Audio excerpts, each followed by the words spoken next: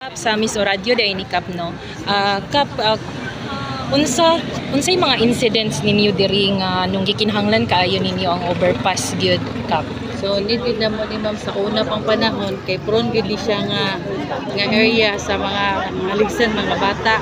So ato lang bago lang gali mga last month na ako'y nahitabo gali nakuha na ning overpass pero una ato na natukod ni amo na pag napahimangnuan ng mga ginikanan labi na diri sa eskwelahan nga bawal gyud na amo tabok. So naman gyud primero nga dili pa makasabot pag tabok-tabok kay need man gyud siya guidance.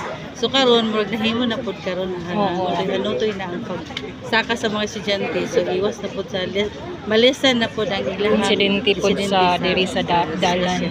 Oo. So, diri sa inyo sa barangay, maugin ni ang isa sa imong gi-problema before ang yes ma'am, sa una pag gidning nga mga resolusyon nga ipangayo sa mga niagi pa mga administrasyon. So karon napasalamat ko sa akong paglingkod as first mga kapitan.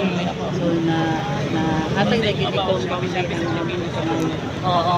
So ikaw personally naghangyo ni Mayor din sa una pag yun na siya ma'am nga resolution nga napasa. So karon lang gid siya naaprubahan. Okay. Sa akong paglingkod. Sa imong paglingkod. Okay.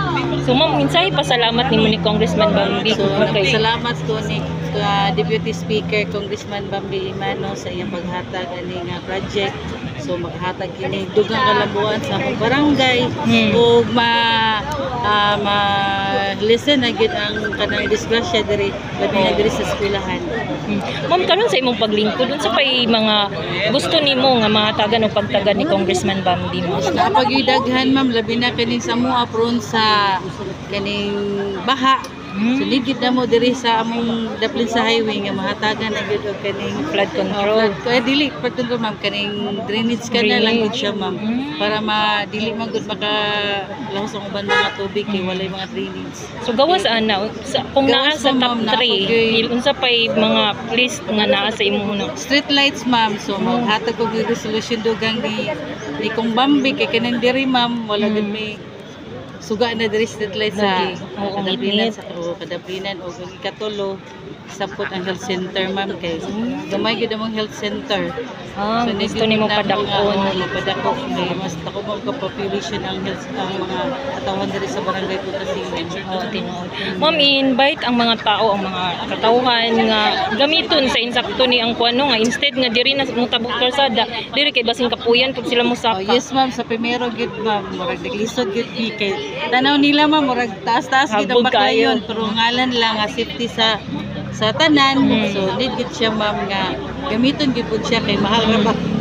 Oo na ba ang gasto niko paguban dili gamiton. So pasalamat mi nga nakatagan mi ani nga proyekto. So isa po dino dugang attraction diri sa among barangay.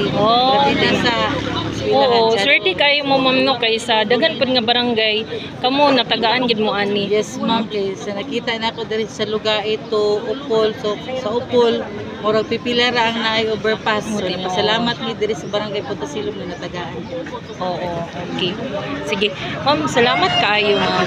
Thank you ma'am.